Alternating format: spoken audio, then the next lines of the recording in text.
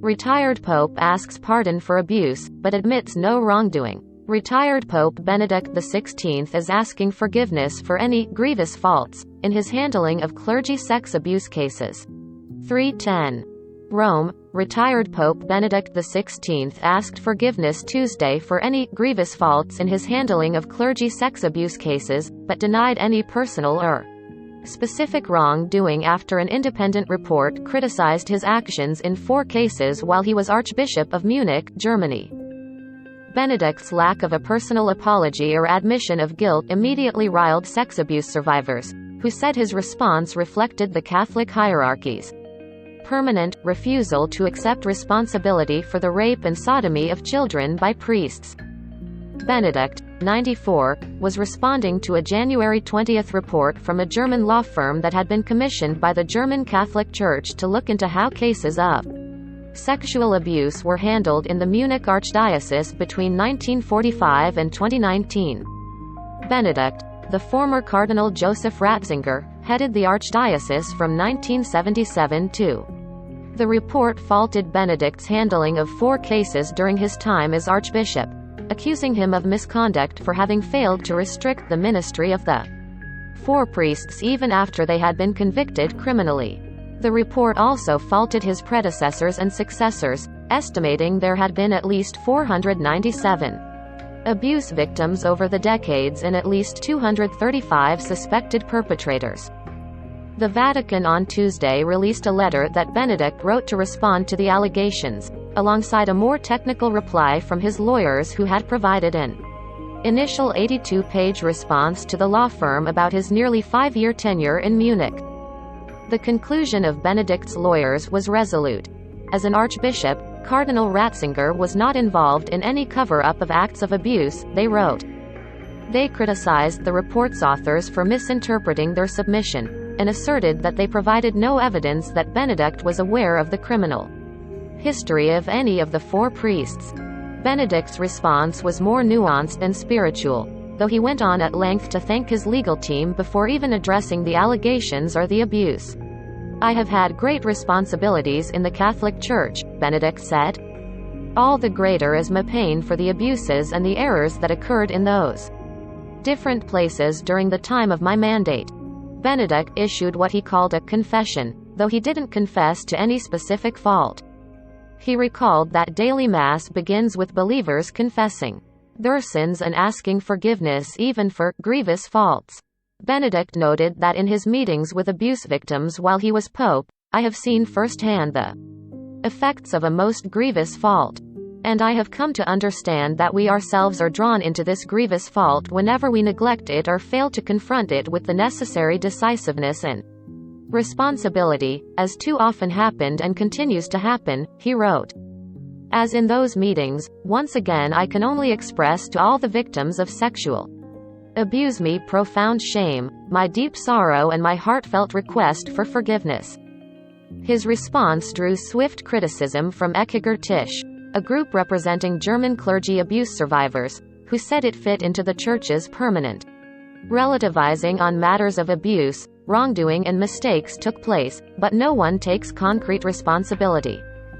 Benedict can't bring himself simply to state that he is sorry not to have done more to protect the children entrusted to his church, the group said. The retired Pope's response will likely complicate efforts by German bishops to try to re-establish credibility with the faithful, whose demands for accountability have only increased after decades of abuse and cover-up.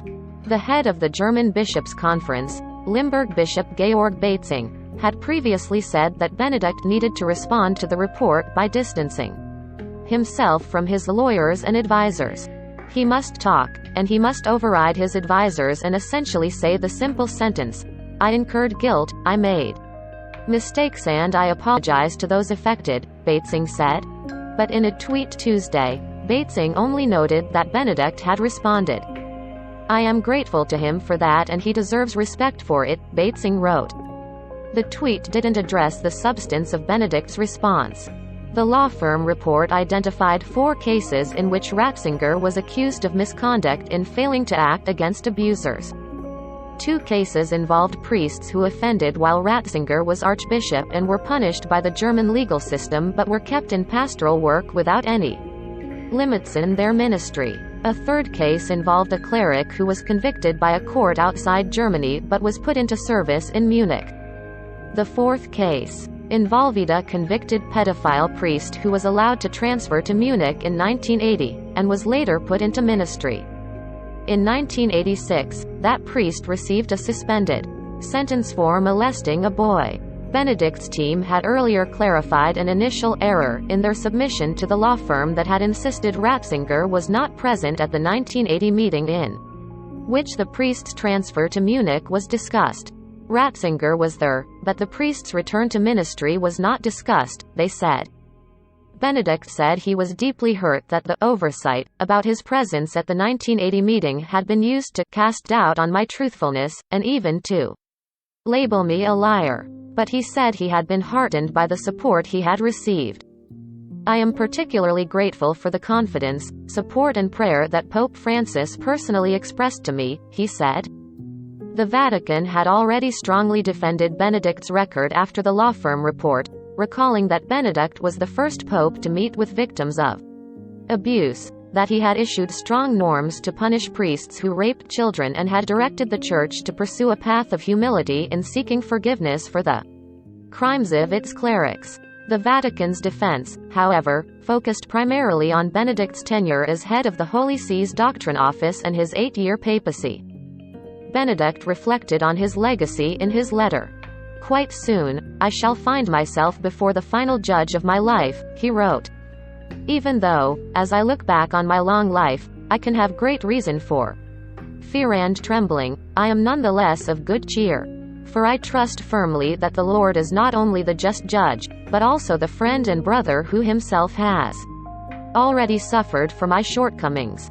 Benedict's response also rang hollow outside of Germany, with the US-based survivors advocacy group, SNAP, accusing him of repeating words of apology. Thought they've fallen on deaf ears for decades. And Mitchell Garabedian, the Boston attorney of Spotlight fame who has represented hundreds of abuse victims, said Benedict's words re-victimized and insulted survivors. He's a leader setting a poor example morally, and in the process he is encouraging further cover-up of clergy sexual abuse, he said.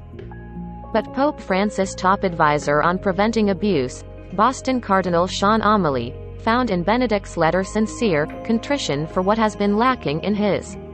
Benedict's acknowledgement of the irreparable harm caused by sexual abuse in the Church and of his own failings to do everything to prevent such harm as a challenge to all those who hold positions of leadership in the Church, Amelie said. We must do better. AP reporters Gare Molson in Berlin and Mark Pratt in Boston contributed.